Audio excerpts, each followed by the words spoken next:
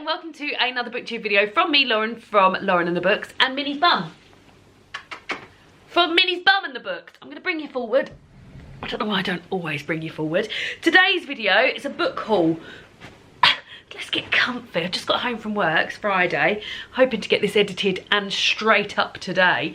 David and I went to the theatre last night to watch Back to the Future, the musical, and we didn't get home till gone midnight, didn't get to sleep till gone 1 AM, then had to go into the office today because my colleague was poorly, so exhausted, doesn't cover it, and I'm going around with my friends for dinner tonight. Exhausted, but I'm gonna have a bath before I go, get in some comfy clothes, we're just gonna chill, watch RuPaul, have a lovely time. But before all of that, let me show you some books that I've got. I've got some book haul books that I got out from the library, books that I bought on the charity desk at work, books that have been bought that I bought myself, pre-orders, a few Christmassy books, some books from the publishers, and 2 books from someone lovely, but onto that a bit later. Should we do the library books first? So I went into the library today to pick up some reservations, and when I got in there, it's Black British History Month in Britain at the moment. Black History Month in Britain. So I guess it is Black British History at the moment anyway, and they had a curated display, which I was very pleased to see, had sort of really taken a bashing. Like, lots of people had been taking lots of books from there, so I managed to get 2 from there, both of which I'm excited about. This one, Black Joy, this is edited by Charlie Brinkhurst-Cuft and Timmy Sotier, and this is a collection of 28 inspirational voices celebrating being black and British. I only recognise 2 of the names from the back here, which in some ways is awful because I should know more of these people, but in some ways it's exciting because it means I've got this writing to discover. The 2 people I know are Leanne from Little Mix and Munya Chihuahua, who is a hilarious comedian, online sort of sketch, and actually I think he's hosting a TV show now, David. I think it's all happening. Yeah, I think he is. So yeah, so I've got this to read and I'm very much excited about it, and yeah, it's celebrating being black. It's called Black Joy. I think it's going to be amazing. So that's that. And then I've got a YA book called And the Stars Were Burning Brightly, and this is by Danielle Jawando, and this is about 15-year-old Nathan, who discovers that his brother Al has taken his own life. And it sort of seems, from the blurb that I've read at the back, seems like Al had sort of like everything going for him. He had dreams, he had aspirations and things like that, and he just can't understand why he would do that, and sort of off the back of that he looks into he convinces himself that Al must have been in some sort of trouble, so he looks into it that way. So they start sort of seeking answers together, him and Al's former classmate Megan. So yeah, so I think that sounds great as well. Then I've got the 4 books that I put reservations on, and these I think I put, well, this one I put reservations on because I've always wanted to enjoy myself some Rufuseki. The books are so big though, aren't they? They're so intimidatingly large. How long is this? Over 500 pages. Like almost 550 pages, and this is the Book of Form and Emptiness. I don't know anything about this apart from it's written by Rufuseki. 1 year after the death of his beloved musician father, 13-year-old Benny O begins to hear voices. The voices belong to the things in his house: a sneaker, a broken Christmas ornament, a piece of wilted lettuce. Although Benny doesn't understand what these things are saying, he can sense their emotional tone. Some are pleasant, a gentle hum or coo, but others are snide, angry and full of pain. When his mother develops a hoarding problem, the voices grow more clamorous. This sounds really good. At first, Benny tries to ignore them, but soon the voices follow him outside the house, onto the street and at school, driving him at last to seek refuge in the silence of a large public library where objects are well behaved and know to speak in whispers. There, Benny discovers a strange new world where things happen. He falls in love with a mesmerising street artist with a smug pet ferret who uses the library as her performance space. He meets a homeless philosopher poet who encourages him to ask the important questions and find his voice among the other. And he meets his very own book, a talking thing, who narrates Benny's life and teaches him to listen to the things that truly matter. Well, this sounds amazing, and the end papers are lovely as well. They're sort of like galaxy print with letters and things in. Yeah, let's have a look. I've just seen, actually, I didn't realise this, Rufuseki is a novelist, filmmaker and Zen Buddhist priest. I wonder if that's more of a recent thing. So yeah, that is something I'm looking forward to reading as well. And then I've got these 3, which I think maybe Waterstones books of the month. I keep a sort of semi-eye on Waterstones books of the month. I've got to say, Waterstones, they're not very fucking diverse. It's literally white author after white author. But all three of these sounded very good to me, so I put reservations on all of them. The first one is The Passenger by Ulrich Alexander Boschwitz, and as I said, let's remind myself what this is about. This is set in Berlin in November 1938 with I think it's like a spy novel. I mean, that does shout spy novel, doesn't it? With stormtroopers battering against his door, Otto Silbermann must flee out the back of his own home. He emerges onto streets thrumming with violence. It is Kristallnacht and synagogues are being burnt, Jews rounded up and their businesses destroyed. Turned away from establishments he had long patronised when you attend somewhere. Patronised, I think. Betrayed by friends and colleagues, Otto finds his life as a respected businessman has dissolved overnight. Desperately trying to conceal his Jewish identity, he takes train after train across Germany in a race to escape this homeland that is no longer home. 23-year-old Ulrich Boschwitz wrote The Passenger at a breakneck speed in 1938, fresh in the wake of the... Oh, so this is written in... This is from 1938, so this is a I did not know this. Oh, that's unusual, isn't it? That an old book is like book of the month. Yeah, so this was written in 1938, and then this has been, oh no, sorry, it was first, so this was written, I don't really know the vibes of it. I mean, let me read it and I can find out. Okay, so I think he wrote this at the time it was happening. It was first translated in German first published in German in 2018, and then it was translated to English for Pushkin Press in 2021. Wow, well there we go. Then I've got this middle grade book called The Monsters of Brookhaven by Padre Kenny. This is middle grade, written by an Irish author. It's got sort of like, I mean, I'll read you to it. Mirabelle was always known she is a monster. That's an exciting blurb, isn't it? When the magical glamour protecting her unusual family from the human world is torn and an orphaned brother and sister stumble upon Brookhaven, Mirabelle soon discovers that friendship can be found on the outside world. But the tear between the two worlds has let danger in. As an evil stalks Mirabelle and her family, it quickly becomes clear that the true monsters aren't necessarily the ones you see. And this looks it's got a lot of illustrations and sort of like inserted black pages and things like that. So yeah, I'm quite into that. Page full of birds.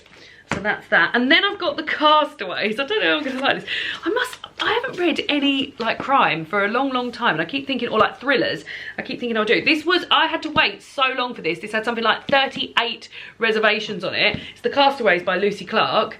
And it says here, you wake on a beautiful secluded beach, the sun bakes down, a shimmering ocean stretches into the horizon. The island is as far from home as you could imagine, yet this is no ordinary escape.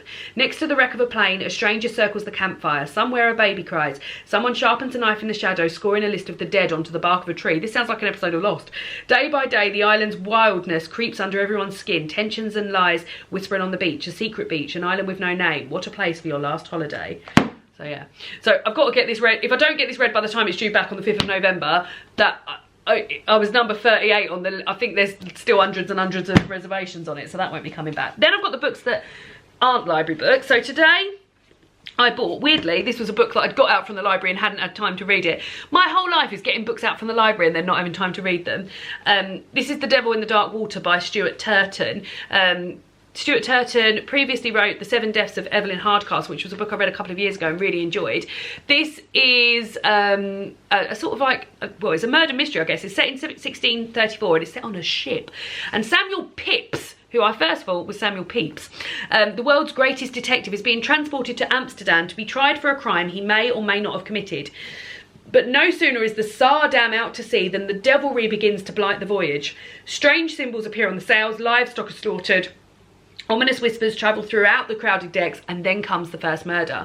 With Pepys imprisoned in the depths of the ships, can his loyal bodyguard, Arent Hayes, solve the mystery before the ship descends into anarchy? Now, having really enjoyed The Seven Deaths of Evelyn Hardcastle, I've no doubt this is going to be very well constructed.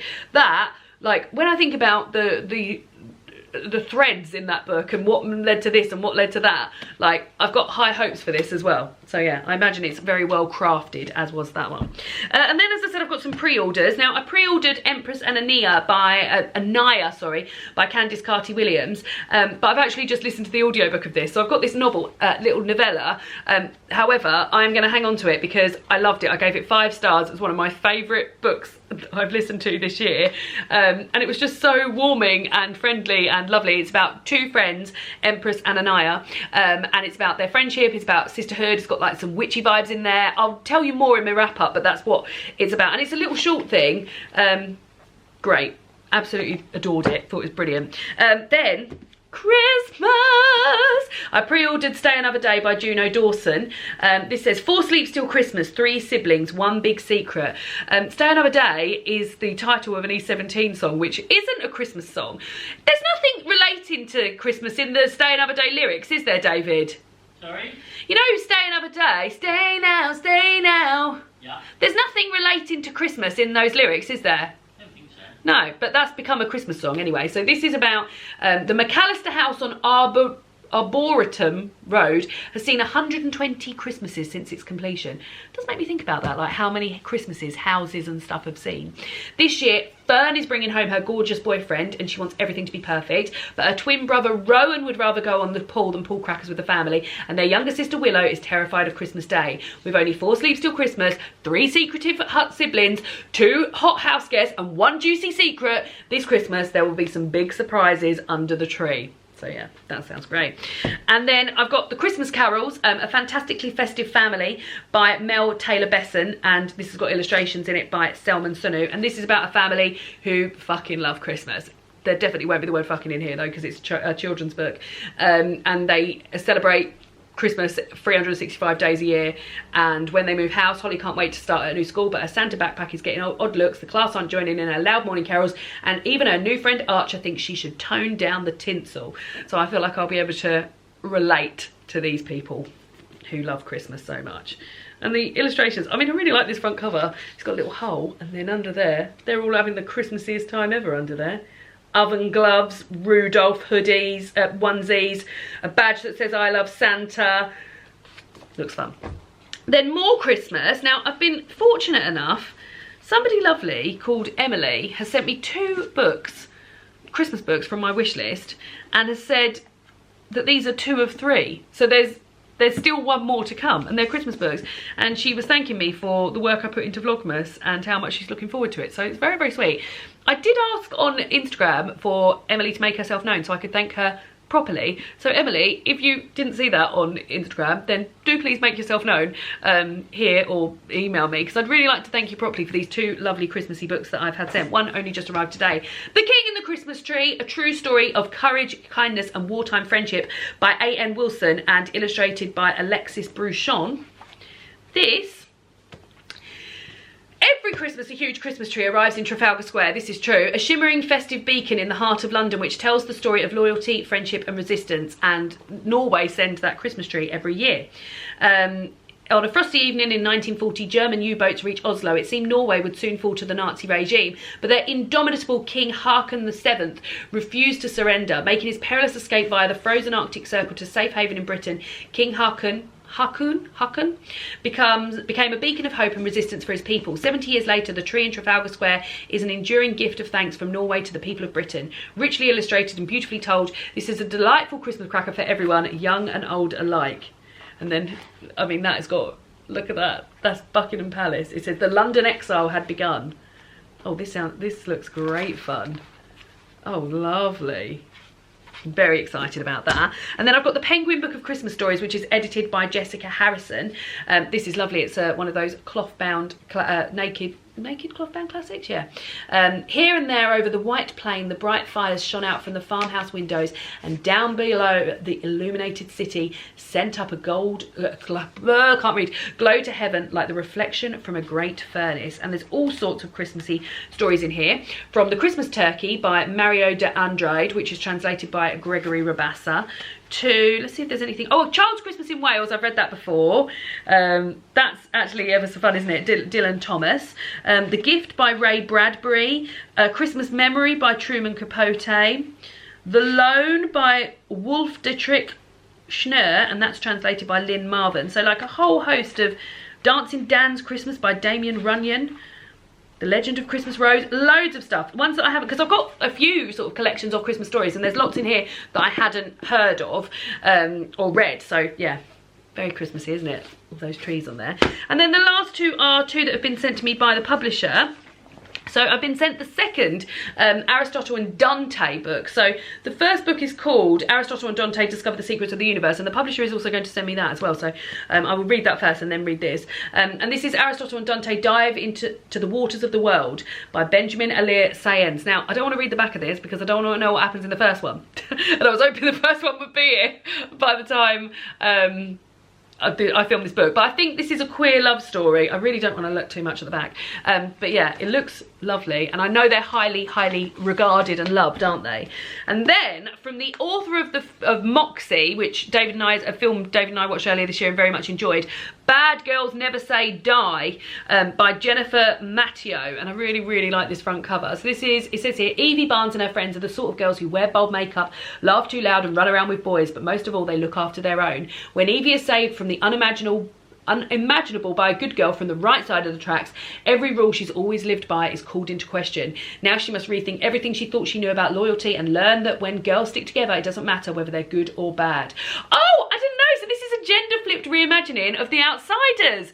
The Outsiders is a book that I studied when I was at school, and then I've reread it since leaving school because I really enjoyed it. It was the first book I studied when I joined my secondary school. So I joined secondary school 2 years after everybody else because I went to middle school, blah, blah, blah, boring. And yeah, I remember really enjoying reading it. And yeah, oh, that's exciting. I did not know that. Great news. Right, so there we go. There are the books that I've got my mitts on so far in October. My battery's about to run out, so I will just say thank you for watching. I was trying to wrap it all up before my battery died. It didn't. So bye to Minnie. Mwah. Love you, Minnie. And see you all again soon for another BookTube video. Goodbye.